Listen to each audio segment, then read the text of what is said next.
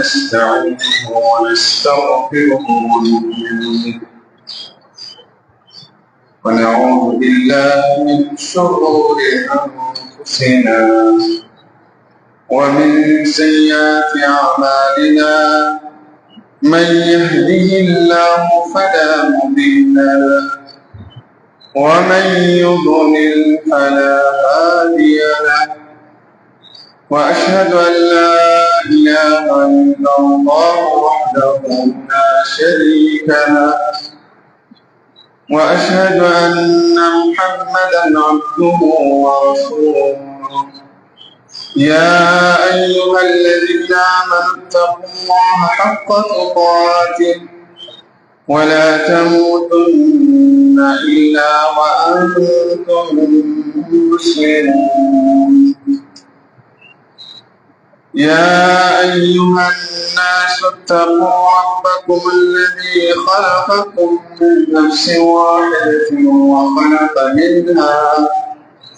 وخلق منها زوجها وبث منهما رجالا كثيرا ونساء واتقوا الله الذي تساءلون به والأرحام إن الله كان عليكم رقيبا يا أيها الذين آمنوا اتقوا الله وقولوا قولا سديدا يصلح لكم أعمالكم ويغفر لكم ذنوبكم ومن يطع الله ورسوله فقد فاز فوزا عظيما أما بعد فإن خير الحديث كتاب الله وخير الهدي هدي محمد صلى الله عليه وسلم وشر الأمور محدثاتها وكل محدثة بدعة وكل بدعة ضلالة وكل ضلالة في النار. أعوذ بالله من الشيطان الرجيم بسم الله الرحمن الرحيم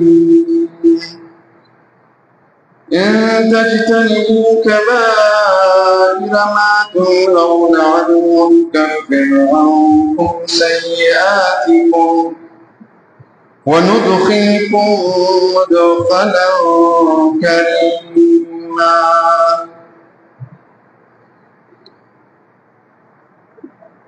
وقال النبي صلى الله عليه وسلم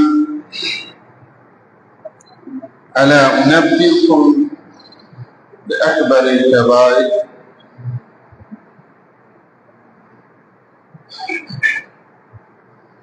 هكذا قال النبي صلى الله عليه وسلم ثلاثا قالوا بلى يا رسول الله قال الإشراك بالله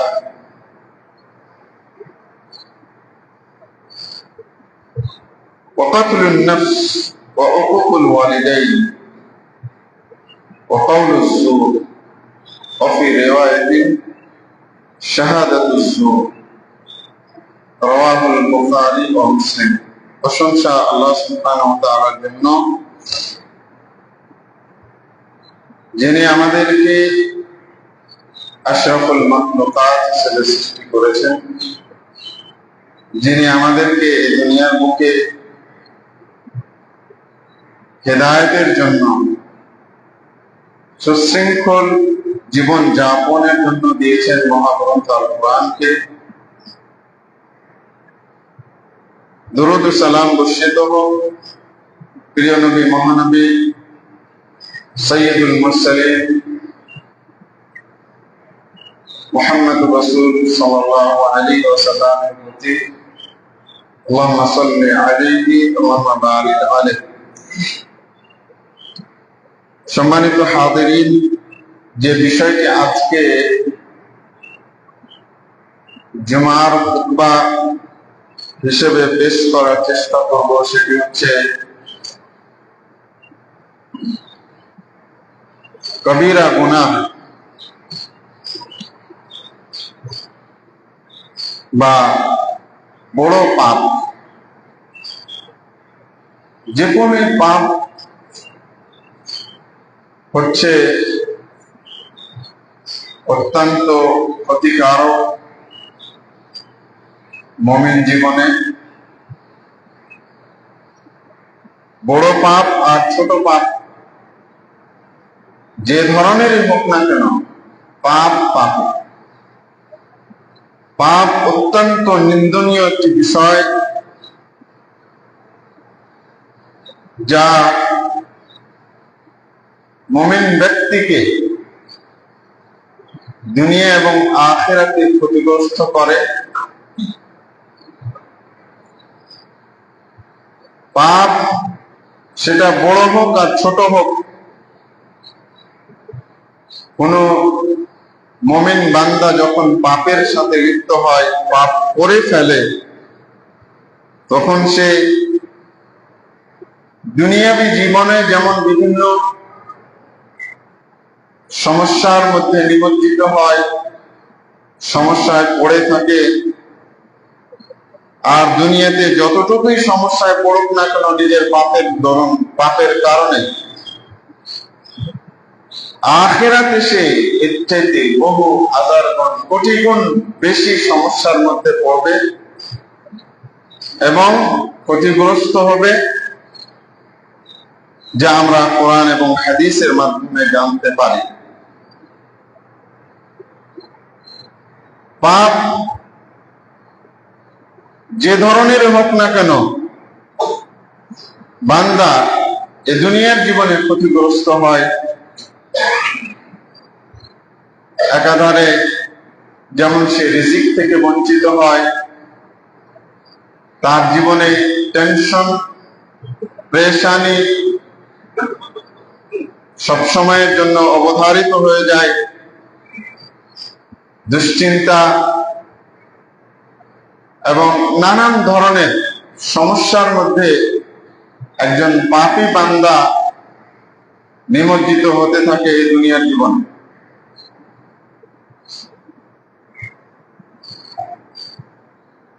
পাপ অত্যন্ত নিন্দনীয় জিনিস। মুমিন বান্দা যখন পাপ করে, প্রথমে যা শুরু করে সেটা হচ্ছে ছোট ছোট পাপ দিয়ে, আর প্রত্যেকটা পাপই একজন বান্দার অন্তরে এক একটা স্পট ফেলতে থাকে, কালো দাগ করতে থাকে। যত পাপ তার বাড়তে থাকে, অন্তরে মধ্যে কালো দাগ, কালো স্পট বৃদ্ধি হতে থাকে। এক সময় পুরা অন্তর কলুষিত হয়ে যায়। তখন সে আর পাপকে পাপই মনে করে, গুনাহের কাজকে গুনাহ মনে করে না। এইভাবে এক সময় সে পুরোপুরি নিমজ্জিত হয়ে যায়, ডুবে যায় পাপের মধ্যে। পাপের সাগরে সে হাবুডুবু খেতে থাকে, দিক পায় না, দিশা পায় না, সে দিশা খুঁজে পায় না। এই জন্য পাপ সবসময় নিন্দনীয় এবং মুমিনদেরকে সবসময় পাপ থেকে বেঁচে থাকতে হবে। তবে পাপ হচ্ছে দুই ধরনের, একটি হচ্ছে ছোট পাপ, আরেকটি হচ্ছে বড় পাপ। ছোট পাপগুলো সাধারণত সালাত, সিয়ামের মাধ্যমে, দান খেরাতের মাধ্যমে আল্লাহ সুবহানাহু ওয়া তাআলা ক্ষমা করে দেন, ওযুর মাধ্যমে ক্ষমা করে দেন। কিন্তু বড় পাপ সেগুলোকে আল্লাহ সুবহানাহু ওয়া তাআলা ক্ষমা করেন না। যতক্ষণ না বান্দা অনুতপ্ত হয়ে কায় মনোবাক্যে পাপটাকে পুরোপুরি ছেড়ে দেওয়ার অঙ্গীকার করে আল্লাহ সুবহানাহু ওয়া তাআলার দিকে রুজু না করবে, তওবা না করবে খালেস নিয়তে, খালেস মনে, ততক্ষণ পর্যন্ত আল্লাহ সুবহানাহু ওয়া তাআলা বড় পাপগুলোকে ক্ষমা করবেন। আর বড় পাপের মধ্যেও কিছু পাপ রয়েছে, যেই পাপগুলো বান্দার ভালো আমলকে আল্লাহর দরবারে কবুল করা থেকে আড়াল করে রাখে, কবুল করা থেকে দূরে রাখে, সরিয়ে রাখে, যতক্ষণ না পর্যন্ত ওই বড় পাপটাকে সে ত্যাগ করে। মানুষ যখন পাপ করা শুরু করে তখন ছোট দিয়ে শুরু করে, অন্যায় যখন শুরু করে তখন ছোট অন্যায় দিয়ে শুরু করে, ধীরে ধীরে বড় অন্যায়ের দিকে যায়, ধীরে ধীরে বড় পাপের দিকে যায়, এবং একটা, দুইটা, তিনটা, চারটা এইভাবে নিজের জীবনে যখন পাপের সমারোহ একে একে হতে থাকে, তখন সে পুরোপুরি পাপের সাথে এমন ভাবে জড়িয়ে পড়ে যে পাপকে সে আর পাপই মনে করে না, গুনাহ মনে করে না। এমনকি মানুষের সাথে সে পাপগুলোকে নিয়ে গল্প করা, শেয়ার করা, বলাটাকে সে কোনো কিছু অন্যায় মনে করে, কারণ তার কাছে পাপ কোনো ব্যাপারই। কিন্তু পক্ষান্তরে মুমিন ব্যক্তি যে প্রকৃতপক্ষে ঈমানদার, সে ছোট পাপকে এড়িয়ে চলবে, বড় পাপকে এড়িয়ে চলবে, সবসময় পাপ থেকে দূরে থাকার চেষ্টা করবে। সম্মানিত হাজিরিন, অনেক বড় পাপগুলোর মধ্যে কিছু পাপ নিয়ে আজকে আপনাদের সামনে সংক্ষেপে আলোচনা করার চেষ্টা করব। ওমা তৌফিক ইল্লা বিল্লাহ। বড় পাপ সম্পর্কে নবী সাল্লাল্লাহু আলাইহি ওয়াসাল্লাম সাহাবীদেরকে বলছেন, মানে উম্মার সকলকে বলছেন যে আমি কি তোমাদেরকে বড় পাপ সমূহের মধ্যে যেগুলো সবচেয়ে বড় পাপ, সবচেয়ে বড় গুনাহ, সে সম্পর্কে কি আমি তোমাদেরকে বলবো না? আল্লাহ নবী সাল্লাল্লাহু আলাইহি ওয়াসাল্লাম এইভাবে এই বাক্যটাকে, এই কথাটাকে তিনবার করে উচ্চারণ করলেন। সাহাবীরা বললেন, হে ক্বালু বালা ইয়া রাসূলুল্লাহ, সাহাবীরা বললেন যে হে আল্লাহর রাসূল সাল্লাল্লাহু আলাইহি ওয়াসাল্লাম, আপনি বলুন, আমাদেরকে জানিয়ে দিন বড় বড় পাপগুলো কোনগুলো, সবচেয়ে বড় পাপ আপনি একটু বলুন। ক্বালা, আল্লাহ রাসূল সাল্লাল্লাহু আলাইহি ওয়াসাল্লাম বলেন, আল ইশরাকু বিল্লাহি, আল্লাহর সাথে কাউকে বা কোনো কিছুকে শরীক স্থাপন করা। দ্বিতীয় সবচাইতে বড় পাপ, আল্লাহ রাসূল এই হাদিসে বলছেন, ওয়া কাতলুন নাফস, কাউকে অন্যায়ভাবে হত্যা করা। দ্বিতীয় সবচেয়ে বড় পাপ বলছেন আল্লাহ রাসূল, ওয়া উকুকুল ওয়ালিদাইন, পিতামাতার সাথে দুর্ব্যবহার করা, অন্যায় আচরণ করা, তাদেরকে দুঃখ দেওয়া, কষ্ট দেওয়া। চতুর্থ নম্বর বড় পাপের কথা আল্লাহ রাসূল সাল্লাল্লাহু আলাইহি ওয়াসাল্লাম বলছেন, সবচেয়ে বড় পাপের মধ্যে একটি, সেটি হলো কাউলুজ জুর, মিথ্যা কথা বলা। মিথ্যা কথা বলা। আরেকটি বর্ণনায় আছে মিথ্যা সাক্ষ্য দেওয়া। মিথ্যা কথা বলা, মিথ্যা সাক্ষ্য দেওয়া, এগুলো অনেক বড় জঘন্য পাপ, অনেক বড় অন্যায় পাপ। কিন্তু আজকে আমাদের সমাজে এগুলোকে তেমন পাপ মনে করা হয় না। নবী সাল্লাল্লাহু আলাইহি ওয়াসাল্লাম বুখারীর এবং মুসলিমে বর্ণিত আরেকটি হাদিসের মধ্যে বলছেন, আবু হুরায়রা রাদিয়াল্লাহু আনহু থেকে বর্ণিত, আল্লাহ রাসূল বলেন, ইশতানিবুস সাবআল মুবিকাত, তোমরা 7টি ধ্বংসাত্মক জিনিস থেকে বেঁচে থাকো, ধ্বংসকারী পাপ থেকে বেঁচে থাকো। এই পাপগুলো কেউ যদি করে তাহলে সে ধ্বংসপ্রাপ্ত হবেই হবে। অতএব তোমরা এই 7টি ধ্বংসাত্মক, ধ্বংসকারী পাপ থেকে তোমরা বেঁচে থাকো। ক্বালু ইয়া রাসূলুল্লাহ ওয়া মা হুন্না, সাহাবারা বলেন যে আল্লাহ সাল্লাল্লাহু আলাইহি ওয়াসাল্লাম, ধ্বংসকারী, ধ্বংসাত্মক পাপগুলো কি কি আল্লাহ রাসূল একটু বলুন। ক্বালা আশ-শিরকু বিল্লাহ, নবী সাল্লাল্লাহু আলাইহি ওয়াসাল্লাম বলছেন সবচাইতে ধ্বংসকারী বড় পাপ হচ্ছে 1 নম্বরে আল্লাহর সাথে শরীক করা, আল্লাহর সাথে অংশী স্থাপন করা, ওয়াসিহর, জাদু করা। 3 নম্বর হচ্ছে কাতলুন নাফসিল্লাতী হারামাল্লাহু ইল্লা বিল হক, অন্যায়ভাবে কাউকে হত্যা করা। 4th নম্বর আল্লাহ রাসূল বলেন ওয়া আকলু রিবা, সুদ খাওয়া। 5ম নম্বরে আল্লাহ রাসূল সাল্লাল্লাহু আলাইহি ওয়াসাল্লাম বলেন ওয়া আকলু মালিল ইয়াতীম, ইয়াতীমের সম্পদকে ভক্ষণ করা। 6ষ্ঠ নম্বর বলছেন ওয়াত-তাওয়াল্লি ইয়াওমাজ যাহফি, ভীষণ যুদ্ধের দিন বা মুখোমুখি যুদ্ধের সময় পিঠ ফিরিয়ে পলায়ন করা। 7 নম্বর হচ্ছে ওয়াজফুল সানাতিল মুমিনাতিল গাফিলাত, সতী সাধবী মুমিন নারীকে অপবাদ দেওয়া, তার নামে অপবাদ রটানো। এই 7টি হচ্ছে মারাত্মক অপরাধ। যারা এই পাপগুলোতে জড়ায়, নিজেদেরকে জড়িত করে, তারা ধ্বংসপ্রাপ্ত হয়। তারা দুনিয়াতে ধ্বংস হয়, আখিরাতেও ধ্বংস করে, আখিরাতেও সে ধ্বংসপ্রাপ্ত হয়। প্রিয় দিনী ভাইরা, এখানে আল্লাহ নবী সাল্লাল্লাহু আলাইহি সাল্লাম আগের হাদিসের মধ্যে এই 7টির সাথে আরো 2টি বিষয় আল্লাহ রাসূল সাল্লাল্লাহু আলাইহি সাল্লাম জড়িয়েছেন। সেটি হলো পিতামাতার সাথে অন্যায় ব্যবহার করা, মিথ্যা কথা বলা, মিথ্যা সাক্ষ্য দেওয়া। এগুলো এক একটা অন্যায়, বড় বড় পাপ।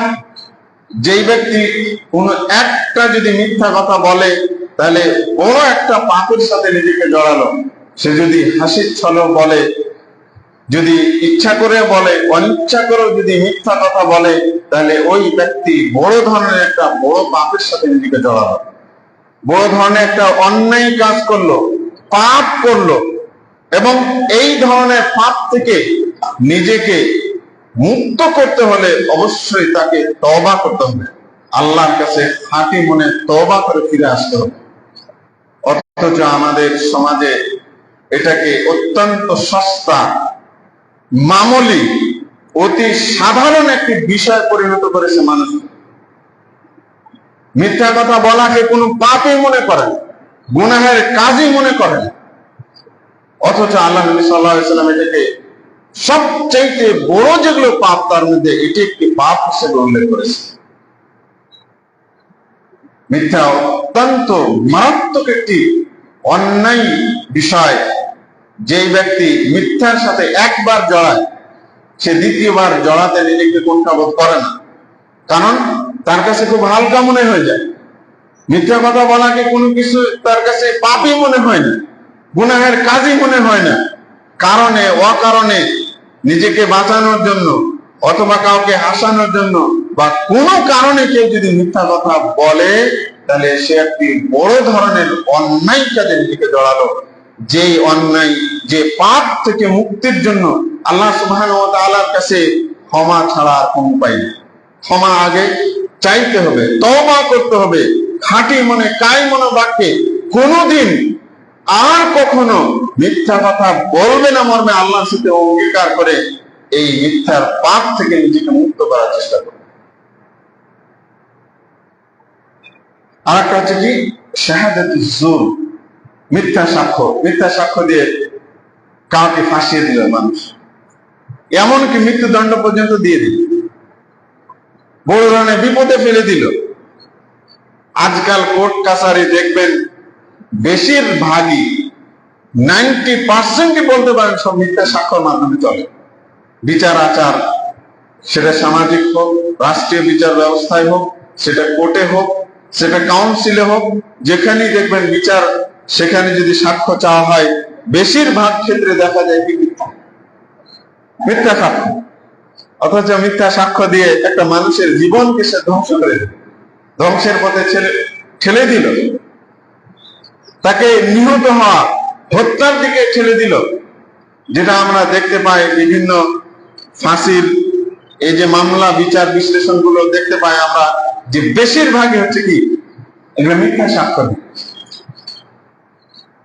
আল্লাহ নবী সাল্লাল্লাহু আলাইহি সাল্লাম মিথ্যা সাক্ষ্যকে অনেক বড় অন্যায় হিসেবে উল্লেখ করেছেন, অনেক বড় পাপ হিসেবে উল্লেখ করেছেন। অথচ এটা আমাদের সমাজে মামুলি।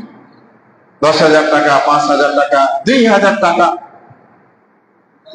বিভিন্ন টাকার অঙ্কে মানুষ আজকে মিথ্যা সাক্ষ্য দিয়ে কাউকে বিপদে ফেলে দিচ্ছে, জীবন ধ্বংসের দিকে ঠেলে দিচ্ছে।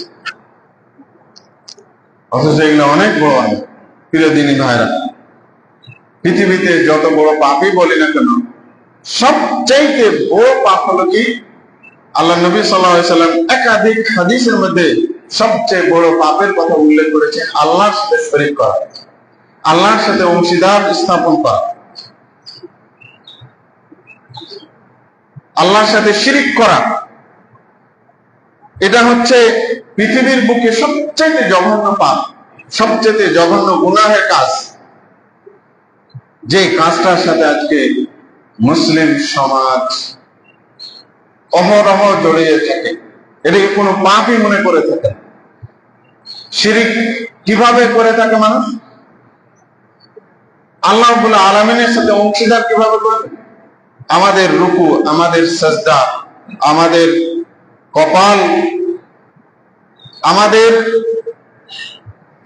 এই দেহ প্রত্যঙ্গ, মনের ইবাদত, দেহের ইবাদত, এগুলো সবকিছু পাওয়ার একমাত্র অধিকারীকে আল্লাহ সুবহানাহু ওয়া তাআলা। আল্লাহ রাব্বুল আলামিনকে মানুষ ভয় করবে, তার কাছে আশা করবে, তার কাছে চাইবে। পৃথিবীর যত চাওয়া সবকিছু আল্লাহর কাছে চাইতে হবে। এমনকি আল্লাহ রাসূল সাল্লাল্লাহু আলাইহি সাল্লাম বলছেন, যদি তোমার জুতার ফিতাটাও যদি হয় তবু আল্লাহর কাছে আগে চাইতে হবে, তারপরে বাপ মার কাছে চাইতে হবে, তারপরে দোকানে যেতে হবে। তাহলে আপনি নিজের আশা পূরণের জন্য, ব্যবসা বাণিজ্যের উন্নতির জন্য কার কাছে চাইবেন? আল্লাহ সুবহানাহু ওয়া তাআলার কাছে। আল্লাহর কাছে নজর করতে হবে, আল্লাহর কাছে মান্নত করতে হবে। কিন্তু দুর্ভাগ্যের বিষয়, আজকে মুসলমানরা এত জঘন্য শিরকের সাথে জড়িয়ে রয়েছে। এই যা কিছু বললাম সবকিছু আজকে মুসলমানরা দিয়ে দিয়েছে বিভিন্ন মাজারে। আল্লাহ রাব্বুল আলামিনের এই অধিকারকে মাজারে লুণ্ঠন করতেছে। আল্লাহ রাব্বুল আলামিনের এই অধিকারকে বিভিন্ন দরগা দরবারে পীরের কাছে মানুষ বিলিয়ে দিচ্ছে। অথচ একটা রুকু, একটা সাজদা, একটা নজর, একটা মান্নত একমাত্র আল্লাহ সুবহানাহু ওয়া তাআলার জন্য পাওয়া উচিত ছিল। বাংলাদেশে লক্ষ লক্ষ মাজার, এগুলো হলো সবই হলো মুসলমানদের শিরকের মধ্যে নিমজ্জিত করে তার ঈমানকে কেড়ে নেওয়ার এক একটা আস্তানা। এই আস্তানা গুলোকে ইসলামী শাসন ব্যবস্থা থাকলে গুড়িয়ে মাটির সাথে মিশিয়ে দিতে হবে। নবী সাল্লাল্লাহু আলাইহি সাল্লামের এটা আদেশ, নবী সাল্লাল্লাহু আলাইহি সাল্লামের এটা আদেশ যে কোন কবর উঁচা থাকবে না, সেটাকে কাপড় পরিয়ে আর সুন্দর মোমবাতি জ্বালিয়ে সেটাকে চাকচিক্য করে বাসর ঘরের মতো করে সাজিয়ে রাখা তো দূরের কথা, উঁচু করাটাই হলো ইসলামে হারাম। অথচ আমাদের দেশে দেখবেন প্রত্যেকটা এলাকায়, প্রত্যেকটা মহল্লাতেই এই শিরকের আড্ডাখানা, যেখানে আল্লাহকে অপমান করা হয়, যেখানে আল্লাহ রাব্বুল আলামিনকে অপদস্থ করা হয়, যেখানে আল্লাহ রাব্বুল আলামিনকে বেইজ্জত করা হয়। এই শিরকের আড্ডাখানা, এই মাজারগুলির আস্তানা গড়ে উঠেছে আমাদের প্রত্যেকটা পাড়া মহল্লায়, গ্রামে গঞ্জে, শহরে। মানুষ এগুলোতে শিরক করছে। শিরিক থেকে বিরত থাকে। শিরিক হলো অতি মহান এবং জঘন্য, সবচাইতে জঘন্য হলো পাপ। এই পাপের সাথে কোন বান্দা যদি জড়িয়ে যায়, তার কোন ইবাদত বন্দেগী আল্লাহ তাআলা আমার কাছে কবুল না, কোনো কিছু কবুল হবে না। একটা সাজদা, একটা রুকু, একটা মান্নত একজন মুসলিমকে তার সারা জীবনের আমলকে, ইবাদতকে ধ্বংস করে দেওয়ার জন্য।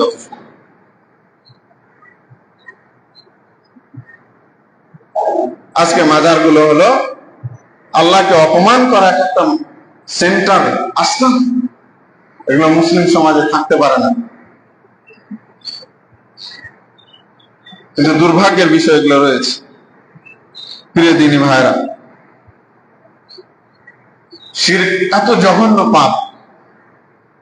আল্লাহ সুবহানাহু ওয়া তাআলা বলছেন, ইন্নাল্লাহা লা ইয়াগফিরু আন ইউশরাকা বিহি, নিশ্চয় আল্লাহ রাব্বুল আলামিন তার সাথে করা শিরকের পাপকে ক্ষমা করেন, মাফ করেন। ওয়া ইয়াগফিরু মা দুনা যালিকা লিমান ইয়াশা, এছাড়া অন্য যদি পাপ থাকে আল্লাহ রাব্বুল আলামিন তাকে ক্ষমা করে দিতে পারেন। শিরক এমনই এক পাপ, কোন ব্যক্তি যদি আল্লাহর সাথে শরীক স্থাপন করে কোনো কিছুকে, কোনো ব্যক্তিকে, তাহলে ওই ব্যক্তির উপর আল্লাহ রাব্বুল আলামিন চিরদিনের জন্য জান্নাতকে হারাম করে দেন। ইন্নাহু মান ইউশরিক বিল্লাহ ফাকাদ হারামা আল্লাহু আলাইহিল জান্নাহ ওয়া মাওয়াহুন নার ওয়া মা লিয-যালিমিনা মিন আনসার।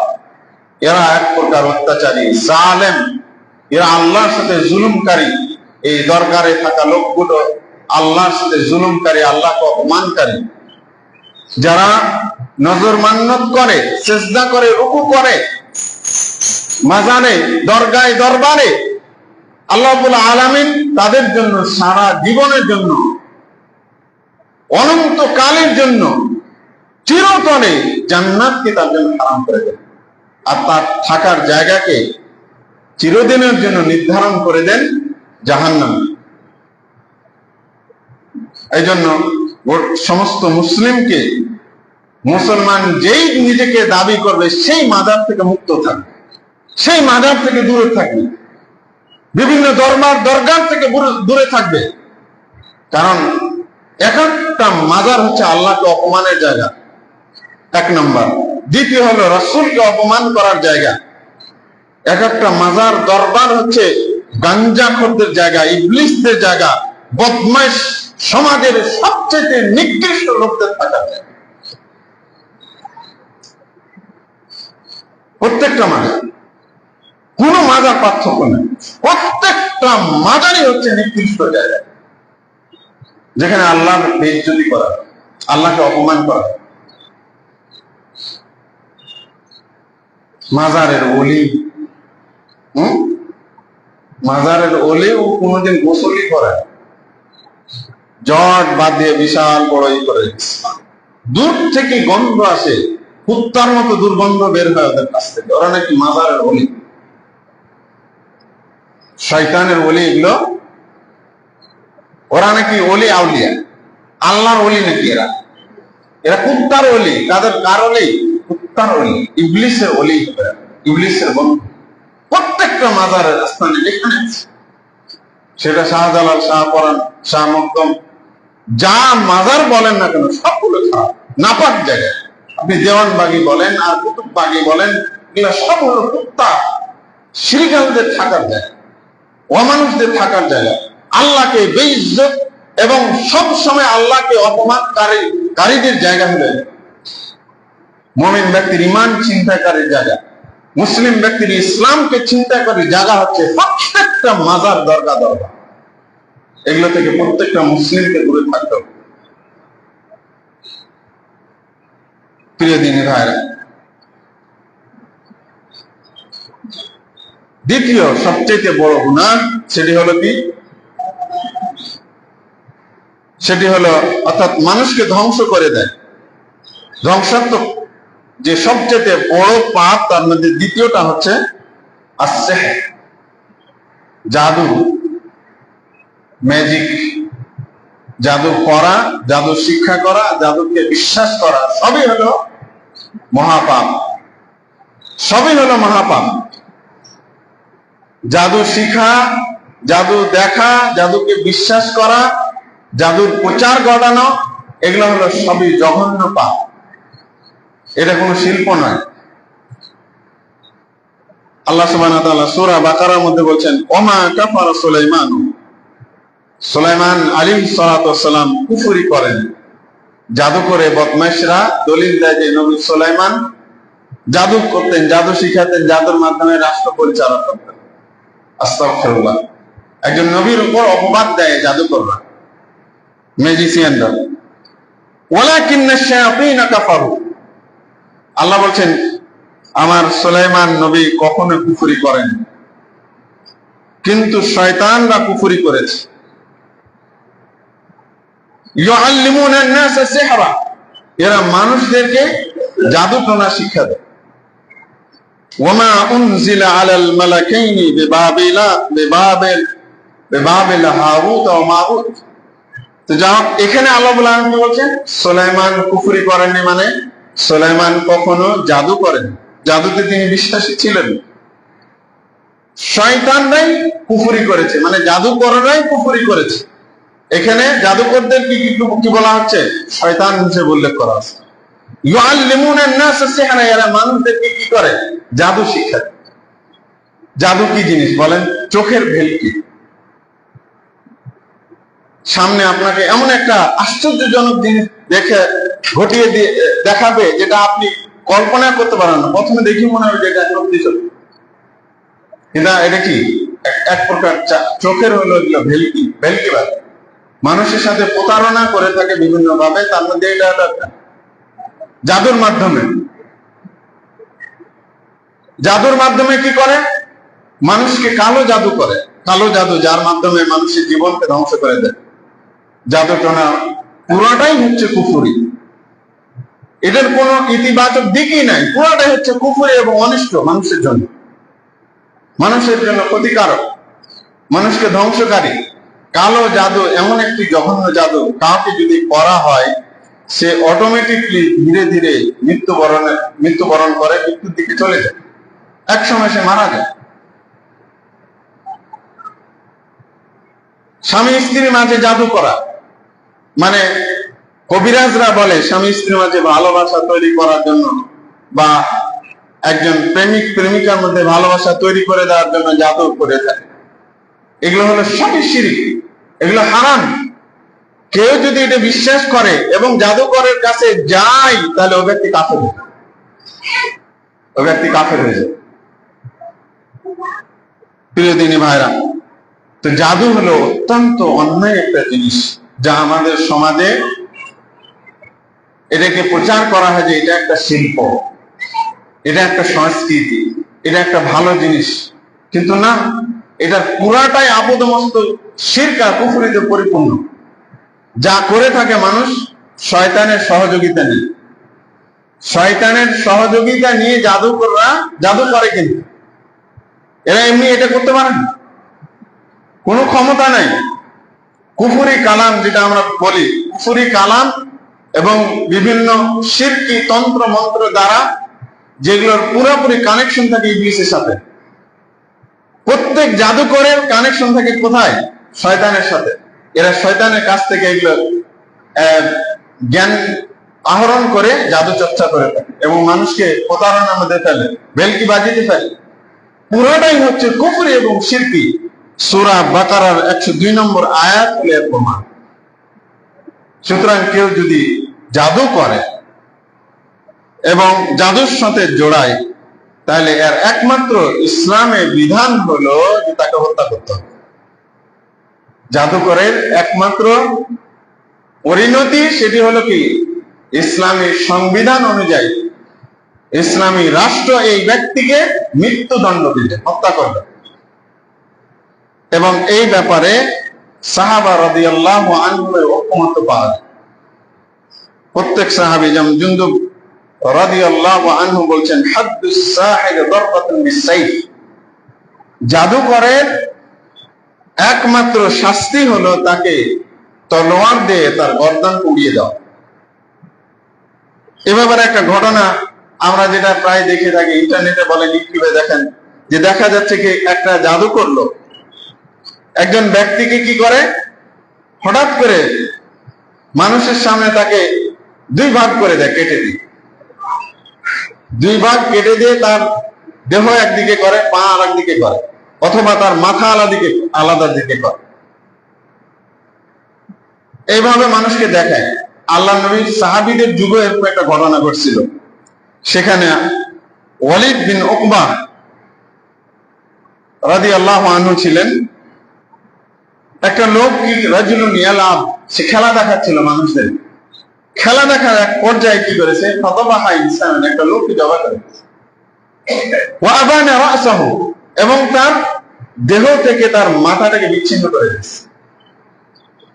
ফাআজিবনা, আমরা তো আশ্চর্য হয়ে গেলাম এরকম একটা জিনিস দেখে। যেমন আমরা দেখি এখন আজকাল ইউটিউবে দেখতে পাবেন এগুলো, এই জঘন্য জিনিসগুলো, যে একটা লোককে তার দেহ থেকে মাথা আলাদা করে দিয়েছে মুহূর্তের মধ্যে।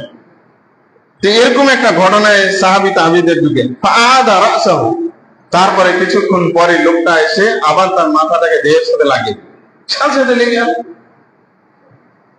ফাজাআ জুনদুব রাদিয়াল্লাহু আনহু, এই সময় জুনদুব রাদিয়াল্লাহু আনহু, জুনদুব আল আজদি রাদিয়াল্লাহু আনহু উপস্থিত হয়েছে, কারণ উনিও ওখানে ছিলেন।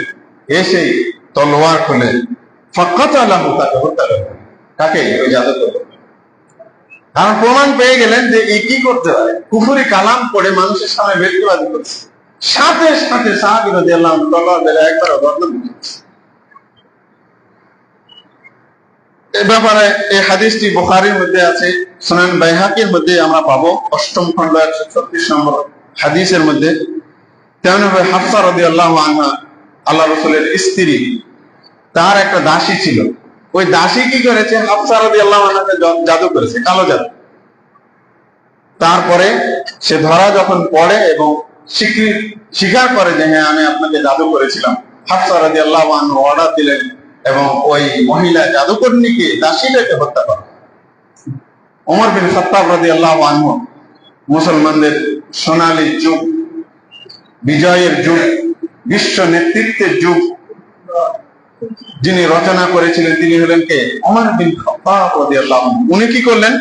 ওনার বিভিন্ন গভর্নরের নিকটে, কারণ হতেন খলিফা, মুসলমানদের খলিফা, শাসক, বাদশাহ, উনি আদেশ জারি করলেন। কি আদেশ জারি করলেন? আনিকতুলু কুল্লা সাহির ওয়া সাহিরা।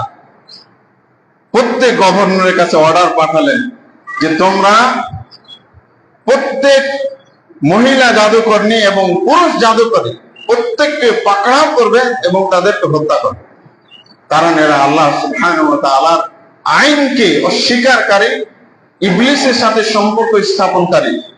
এরা মানুষকে প্রতারণার মধ্যে ফেলে। অতএব এদের একমাত্র শাস্তি কার্যকর করবে, সেটা হলো কি? বাস, মৃত্যুদণ্ড। তারপরে ওমর বিন খাত্তাব রাদিয়াল্লাহু আনহু রাজত্বের, রাজ্যের যারা গভর্নর ছিলেন, ওনারা কি করলেন? বলছেন ফাকাতালনা সালাত সাওয়াহির, আমরা 3 জন জাদুকরী মহিলাকে এবং পুরুষকে ধরে হত্যা করলাম। তাহলে এই হাদিসগুলো দ্বারা বোঝা যায়, প্রথমত এটা যে জাদু হলো নোংরা একটা বিষয়, কুফরি একটা বিষয়, যা ইসলাম থেকে মানুষকে বের করে দেয়। দ্বিতীয় কথা হলো যে এই জাদুকরের একমাত্র শাস্তি হলো মৃত্যুদণ্ড। এটাতে কোনো মুসলমান বিশ্বাস করতে পারে না, বিশ্বাস রাখতে পারে না। আর পৃথিবীর মাঝে অন্যতম জঘন্য একটি পাপ হলো এই জাদু। সুতরাং জাদু শিক্ষা করা, তাকে বিশ্বাস করা, তা প্রচার করা এবং এটা চর্চা করা সম্পূর্ণরূপে ইসলামে হারাম। যারা জাদুকর, তাদের একমাত্র পরিণতি হলো মৃত্যুদণ্ড। প্রিয় দিনী ভাইরা, 3 নম্বর যেটা সবচাইতে গুনাহের বড় কাজ যেটি, বড় পাপ যেটি, সেটি হলো কি? কাতলুন নফস বিগাইরিল হক, কাউকে অন্যায়ভাবে হত্যা করা। আল্লাহ রাব্বুল আলামিনের কোরআনিক একটা বিধান হলো, আইন হলো, কোরআনের একটা আইন, সেটা হলো কি? সূরা আল বাকারা 178 নম্বর আয়াত। যে কথা দিয়ে আল্লাহ রাব্বুল আলামিন আমাদের উপর রমজান মাসে রোজাকে ফরজ করেছেন, ঠিক ওই বাক্য দিয়ে আল্লাহ রাব্বুল আলামিন কেউ যদি কাউকে হত্যা করে তাহলে তাকেও হত্যা করবে, এই আইন জারি করে রেখেছেন কে? আল্লাহ সুবহানাহু ওয়া তাআলা নিজে। কিন্তু আল্লাহ রাব্বুল আলামিনের এই আইনকে কি করেছে? মুসলমানরা বেশিরভাগই অস্বীকার করেছে। আল্লাহর এই আইন এখন নাই যে কে কাউকে যদি হত্যা করে তাহলে হত্যার বদলে তাকেও হত্যা করতে হবে। আল্লাহর এই আইনকে আজকে মুসলমানরা নিজেদের দেশ থেকে, দেশের আইন থেকে, সংবিধান থেকে বাদ দিয়ে রেখেছে, অথচ এটা আল্লাহর আইন। সূরা বাকারা 178 নম্বর আয়াতে আল্লাহ তাআলা কি বলছেন? কুতিবা আলাইকুমুল কিসাস ইয়া আইয়ুহাল্লাযীনা আমানু কুতিবা আলাইকুমুল কিসাস, এই ঈমানদারগণ, তোমাদের উপর কিসাসকে ফরজ করা হয়েছে, অর্থাৎ হত্যার বদলে হত্যা। এই বিধানকে আমি আল্লাহ তোমাদের জন্য ফরজ করেছি, অথচ এই বিধান নাই। যার ফলে দেখছেন আজকে কেউ কাকে হত্যা করা ডাল ভাতে পরিণত হয়েছে, কেউ কাকে খুন করা ডাল ভাতে পরিণত হচ্ছে, মামুলি পাপে, মামুলি বিষয় পরিণত হয়েছে। আজকে এটাকে কিছুই মনে করে, সামান্য কারণে একজন আরেকজনকে হত্যা করছে। খুন করে ফেলছে, কারণ আল্লাহর যে আইন নেই, আল্লাহ রাব্বুল আলামিনের সংবিধান অনুপস্থিত। এই জন্য মানব রচিত আইন স্থান পেয়েছে। আর মানব রচিত আইন কি করে? ইচ্ছা করলে কেউ কাউকে আইনের ফাঁকর দিয়ে হত্যাকাণ্ডের বিচারগুলোকে নষ্ট করে দেওয়া হয়। একটা হত্যাকাণ্ডের বিচার যুগের পর যুগ চলতে থাকে। তারপরে কি, যেই দলের যে ক্ষমতা আছে ও যদি ওই দলের সদস্য হয়ে থাকে, তাহলে কি করে, প্রেসিডেন্টের বিশেষ ক্ষমতা বলে ওই খুনি ব্যক্তিকে ক্ষমা। নাউজুবিল্লাহ। অথচ এটা কোনো অধিকার রাষ্ট্রের নাই, প্রধানমন্ত্রীর নাই, প্রেসিডেন্টের নাই হত্যাকারীকে ক্ষমা করার। একমাত্র ক্ষমার অধিকার রাখে সেটা হলো কি, হত্যাকৃত ব্যক্তির পরিবার, আপনজন। এছাড়া কোন রাষ্ট্র, যত বড় সে রাষ্ট্রপ্রধান হোক, তার ক্ষমতা নেই। যার ফলে আমাদের দেশে, মুসলিম দেশগুলোতে হত্যাকাণ্ড খুব বেশি হয়ে গেছে। পৃথিবীতে যে দেশগুলোতে আল্লাহর এই সংবিধান আছে, হত্যার বদলে হত্যা, দেখবেন ওই রাষ্ট্রগুলোতে খুন কম হয়, খুনাখুনি কম হয়, কেউ কাউকে অন্যায়ভাবে হত্যা করতে পারে না। কারণ সে একজনকে খুন করতে যায় বা হত্যা করতে যায়, হাজারো বার ভাবে যে আমি যদি তাকে হত্যা করি তাহলে আমাকে হত্যা করবে। সুতরাং হত্যা থেকে বিরত থাকে। সৌদি আরব পৃথিবীর একমাত্র রাষ্ট্র যাদের সংবিধান হলো কি, কোরআনুল কারীম। কোরআন একমাত্র সংবিধান হলো সৌদি আরব। তাদের হাজারো ভুল থাকতে পারে, অন্যায় থাকতে পারে, কিন্তু তাদের সংবিধান হলো কি, কোরআন। ওই দেশে হত্যার বদলে হত্যা করা হয়। কেউ যদি কাউকে খুন করা হয়, রাষ্ট্রীয় ভাবে তার দ্রুত বিচারের মাধ্যমে তাকে হত্যা করা। এই জন্য দেখবেন সৌদি নাগরিকরা কেউ কাউকে সহজে হত্যা করে না। কিন্তু দেখবেন বাংলাদেশি বলেন, পাকিস্তানি বলেন, ভারতীয়রা বলেন, ওখানে মারামারি করে, খুনাখুনি করে। কারণ ওই যে বাংলাদেশে অভ্যস্ত, এরা বাংলাদেশে এই নোংরা চরিত্রে তারা অভ্যস্ত। এই জন্য সৌদি আরব কদিন আগেও দেখলেন যে একটা ধনাঢ্য পরিবার ওই দেশের, সে হত্যা করেছে, তার আপন চাচাতো ভাইকে হত্যা করেছে। দুইজন বন্ধুর মধ্যে ঘোরাফেরা করে, রাগ করে কি কোনো কিছু নিয়ে গন্ডগোল, পিস্তল বের করে একবারে দিয়েছে, গুলি করে মারা গেছে। মারা যাওয়ার পরে কত অনুশোচনা করেছে তার পরিবার, কত ক্ষমা চাইছে রাষ্ট্রের কাছে, জানি, কিন্তু কার কাছে ক্ষমা চাইছে? ওই তারই, যেহেতু সে তার চাচাতো ভাইকে হত্যা করেছে, তার চাচাদের কাছে, চাচির কাছে, প্রত্যেকটা আত্মীয়র কাছে ক্ষমা চেয়েছে, কিন্তু তারা ক্ষমা করেন। এবং এটা বিশ্বের এই একবিংশ শতাব্দীতে এসে বিরল একটি ঘটনা যে আল্লাহর সংবিধান বাস্তবায়ন করতে যে কারোর কোন সুপারিশ মানা হয়নি। এই যে এক দেড় মাস আগের ঘটনা, এটা বেশি দিন না, বা কয়েক মাস হবে ঘটনা, এটা সারা দুনিয়া তোলপাড়। কারণ ওই দেশের সংবিধান হলো আল্লাহ রাব্বুল আলামিনের এই কোরআন, যেখানে লেখা আছে কি, হত্যার বদলে হত্যা, কোনো সুযোগ নেই ছাড় পাওয়ার। একটা শর্তে ছাড় পাওয়ার সুযোগ আছে, সেটা হলো কি, যদি নিহত ব্যক্তির পরিবার যদি খুনি ব্যক্তিকে, হত্যাকারীকে ক্ষমা করে দিয়তের বিনিময়, তাহলে একমাত্র বাঁচার উপায় আছে, এছাড়া কোনো উপায় নেই। তার কয়েক বছর আগের ঘটনা দেখেন, সৌদি আরব রাজ পরিবারে একটা হত্যাকাণ্ড ঘটেছে। রাজ পরিবার, একজন রাজ পরিবারের এক সদস্য, তাদেরই ঘনিষ্ঠ এক বংশের এক ভাইকে কি করে, হত্যা করে ফেলে। যেহেতু রাজ পরিবার হলো খুনি, কি করবে?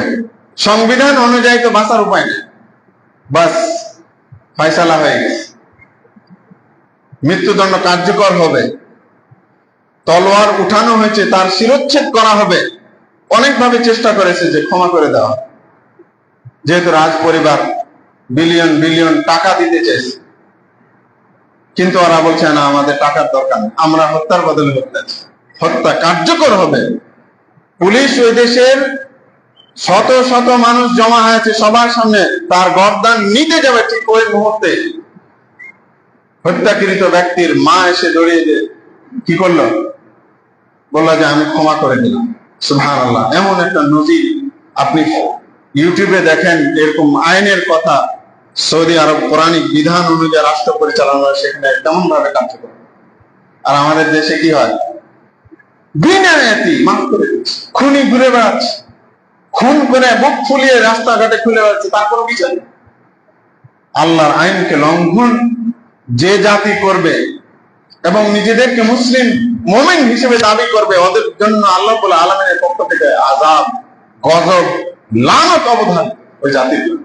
আজকে আমরা লানতে রয়েছে, আল্লাহর গজবের মধ্যে রয়েছে। এজন্য যখন তখন আমরা দেখতে পাই ও ওকে হত্যা করেছে, ও ওকে হত্যা করেছে, রাষ্ট্র নাগরিককে হত্যা করছে, সাধারণ নাগরিক একে অপরকে খুন করতেছে। কালকে তো বুয়েটে একজনকে খুন করতেছে, তো আজকে খুন করতেছে ঢাকা বিশ্ববিদ্যালয়। এগুলো হচ্ছে অবস্থা। কিছু মনে করেন বুয়েটে কিভাবে নির্মম ভাবে আপনার ফাহাদকে হত্যা করেছেন কয়েক বছর 2019 সালের ঘটনা। কিছুই মনে করেন এরা নাকি বাংলাদেশের শ্রেষ্ঠ বিদ্যালয়ের সন্তান, শ্রেষ্ঠ বিশ্ববিদ্যালয়ের ছাত্র। ঢাকা বিশ্ববিদ্যালয়ে কালকে পরশু দিনে কি করলো একটা ঘটনা, একজন পাগল, সুস্থ বিবেক সম্পন্ন না, তাকে ধরে কিভাবে নির্মম ভাবে সারা রাত নির্যাতন করে নিষ্ঠুরতার সাথে কিভাবে হত্যা করেছে, চিন্তা করেছে? বাংলাদেশের একজন বড় সংবিধান পড়েন, বড় আইনজ্ঞ জেড.আই. পান্না নাম শুনেছেন? এই হতভাগা এই তোফাজ্জলের এই মৃত্যুটাকে নিয়ে পরশুদিন যে হত্যাকাণ্ডটা হলো, ও কান্না করছে, মানে সাংবাদিকদের সামনে বিবৃতি দিয়ে কান্না করছে। অথচ এই খবিস গুলোই আল্লাহর আইনকে উঠিয়ে রেখেছে, আল্লাহর আইনকে পিছনে ফেলে রেখে ব্রিটিশদের তৈরি করা আইন দিয়ে ওরা সুপ্রিম কোর্ট চালাচ্ছে, কোর্ট চালাচ্ছে, আইন চালাচ্ছে। এদের লজ্জা করে না? আমি বুঝি না। আল্লাহর আইন ছাড়া কোন সংবিধানে মানুষের জীবন রক্ষার কোন উপায় নেই, কোনো উপায় নেই। সংবিধান মানুষের রচিত, এখানে কোনো মানুষের নিরাপত্তা নেই, শান্তিও নেই। দেখেন আল্লাহ রাব্বুল আলামিন কি বলছেন, ইয়া আইয়ুহাল্লাযীনা আমানু কুতিবা আলাইকুমুল কিসাস, হে ঈমানদারগণ, তোমরা কেউ যদি পরস্পরকে হত্যা করো, তাহলে হত্যার বদলে হত্যাকে আমি আল্লাহ ফরজ করলাম, আমি আইন করলাম। আল হুররু বিল হুর, স্বাধীন ব্যক্তি যদি স্বাধীন ব্যক্তিকে হত্যা করে, তাহলে তাকে তার বিনিময়ে হত্যা করতে হবে। ওয়াল আবদু বিল আবদ, দাস যদি দাসকে হত্যা করে, তাহলে তার বিনিময়ে তাকেও হত্যা করতে হবে। কোন নারী যদি কোন নারীকে হত্যা করে, তাহলে তাকেও হত্যা করতে হবে, কোনো ছাড়ের ব্যবস্থা নেই। তবে আছে ফামান উফিয়া লাহু মিন আখিহি শাই, নিহত ব্যক্তির পরিবারের পক্ষ থেকে যদি তাকে ক্ষমা করে দেওয়া হয়, ফাত্তিবাউন বিল মারুফ, তাহলে আল্লাহ তাআলা বলছেন এটাকে, এই নিয়মটাকে তোমরা সুন্দরভাবে অনুসরণ করো। ওয়া আদাউন ইলাইহি বিইহসান, এবং হত্যাকারীর উচিত দিয়তের মাধ্যমে যদি নিহত ব্যক্তির পরিবার ক্ষমা করতে চায়, তাহলে ওই দিয়তটাকে সুন্দরভাবে তুমি আদায় করে দিবে। যালিকা তাখফীফুম মির রাব্বিকুম ওয়া রাহমা, আল্লাহ বলছেন যে এটা তোমাদের রবের পক্ষ থেকে হালকা করা হলো আইনকে, ওয়া রাহমা, এবং তোমাদের রবের পক্ষ থেকে হচ্ছে এটা দয়া অনুগ্রহ। চিন্তা করেছেন? নিহত ব্যক্তির পরিবারকে ডাকা হবে, খুনিকে যে হত্যাকারী তাকে উপস্থিত থাকতে হবে। যদি নিহত ব্যক্তি বা হত্যাকৃত ব্যক্তির অভিভাবক যদি ক্ষমা করে দেয়, বাস, যে আমি এত টাকার বিনিময়ে ঠিক আছে ক্ষমা করে দিলাম, যেটা বর্তমানে সৌদির আইন অনুযায়ী 1,20,000 রিয়াল, যেটা বাংলাদেশে প্রায় 40 লাখের কাছাকাছি। এটার বিনিময় বা এর থেকেও যদি কেউ বিনিময় বেশি নিয়ে যদি ওই নিহত ব্যক্তির বাপ কিংবা মা বলে যে ঠিক আছে আমি ক্ষমা করে দিলাম, আমার বাচ্চা যেহেতু মারা গেছে, আমার সন্তান মরেছে, আমি অন্যের সন্তান আর মারতে চাই না, যদি সে উত্তম ভাবে এই দিয়তটা আদায় করে দেয়, তাহলে ক্ষমা। চিন্তা করেছেন? রাষ্ট্রপতির কোনো কিছু করার নাই, একমাত্র করার আছে নিহত ব্যক্তির পরিবার। তারপরে আল্লাহ রাব্বুল আলামিন বলছেন, ফামান ইহতাদা বাদা যালিকা ফালাহু আযাবুন আলীম, যদি দিয়তের বিষয়টা চলে আসে তাহলে এটা মেনে নিতে হবে, এরপরে আর কিছু বাড়াবাড়ি করা যাবে না। তারপরে আল্লাহ আরো কত সুন্দর করে বলছেন, দেখেন আল্লাহর সংবিধানে মানুষের মানুষের মানবাধিকারকে, মানুষের অধিকারকে কিভাবে রক্ষা করা হয়েছে, জীবনকে কিভাবে রক্ষা করা হয়েছে দেখেন। তারপর আল্লাহ তাআলা 79 নম্বর আয়াতে বলছেন, ওয়ালাকুম ফিল কিসাসি হায়াতুন ইয়া উলিল আলবাব, তোমাদের জন্য হে ঈমানদাররা, তোমাদের জন্য কিসাসের মধ্যে অর্থাৎ হত্যার বদলে হত্যার এই আইনের ভিতরে রয়েছে তোমাদের জন্য জীবন, তোমাদের জীবন নিহিত রয়েছে। কিভাবে? যখন এই আইনটা থাকবে, কেউ কাউকে হত্যা করলে তাকেও প্রকাশ্যে হত্যা করা হবে, তখন 100 বার 1000 বার ভাববে কাউকে খুন করতে, যে হত্যা করতে 1000 বার ভেবে দেখবে যে আমি তাকে মারছি, আমার কি পরিণতি, আমাকে তো মেরে। কিন্তু মানব রচিত আইনে সে বেঁচে যাচ্ছে, তার বিচার হচ্ছে না, তার ফাঁসি হচ্ছে না, ফাঁসির অর্ডার হলো বছরের পর বছর, যুগের পর যুগ তার ফাঁসি কার্যকর করা হচ্ছে না। আবরার ফাহাদ 2019 সালে তাকে নির্মম ভাবে, নিষ্ঠুর ভাবে, ইতিহাসের জঘন্য উপায়ে তাকে হত্যা করেছে একটা ছাত্র সংগঠন। তাদের বিচার হয়নি, এখনো হয়নি, শুধু ফাঁসির অর্ডার হয়েছে, কার্যকর হয়নি। কার্যকর হবে কিনা তারও শুনবে। মেজর সিনহাকে হত্যা করেছে প্রদীপ রায় নাকি বলে, তার হদিসই নাকি এখন পাচ্ছে না, কোথায় আছে, অথচ তার ফাঁসির অর্ডার, তার কার্য করা উচিত ছিল। কারণ মানুষের সংবিধানে আসলে আল্লাহ রাব্বুল আলামিনের সংবিধানের ধারের কাছেও না। এই কারণে হত্যাকারীরা সুযোগ পেয়ে যাচ্ছে। যদি আবরার ফাহাদের হত্যাকারীদের বিচার হতো, প্রত্যেকটা হত্যাকাণ্ডের যদি সুষ্ঠু তদন্তের মাধ্যমে যদি বিচার কার্য সম্পাদন করা হতো হত্যার মাধ্যমে, তাহলে গত পরশুদিন ঢাকা বিশ্ববিদ্যালয়ে যে ঘটনাটা ঘটেছে এটা ঘটতো না। এটা কোশ্চেন কালে এরা সাহস পেত না। কি নিদারুণ নিষ্ঠুরতা, কল্পনা করা যায়। এরা নাকি সভ্য, এরা নাকি উচ্চ শিক্ষিত। কিসের এরা শিক্ষিত? মূর্খ, জাহেল, বর্বর, জালেমেরা। এদেরকে ধরে প্রত্যেকটাকে ফাঁসির কাস্টে ঝুলিয়ে এদের শাস্তি কার্যকর করা করতে হবে, তবে দেশে হত্যাকাণ্ড কমবে, তাছাড়া উপায় নেই, কোনোভাবে কম। সে লোকটা অনেকটা কি ছিল, বিকারগ্রস্ত, অসুস্থ মানুষ। তার যেটা ঘটনা দেখলাম, তাই কেমন করে মানে চুরির অপবাদ দিয়ে। আমাদের দেশে হাজারো বেনামাজির মৃত্যুদণ্ড কার্যকর করা উচিত ছিল।